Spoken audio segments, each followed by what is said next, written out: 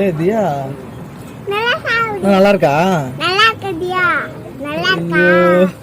6 மாசத்துல எல்லா ஆசையும் வருது இவளுக்கு. அது சாப்பிடணும்ல, நம்ம எது சாப்பிட்டாலும் கேட்குறா. ஆசையா இருக்கு போல அவளுக்கு. எல்லாம் வாங்கி தரமா உனக்கு தியா? அவர் அடம் முடிக்கிறா பார்.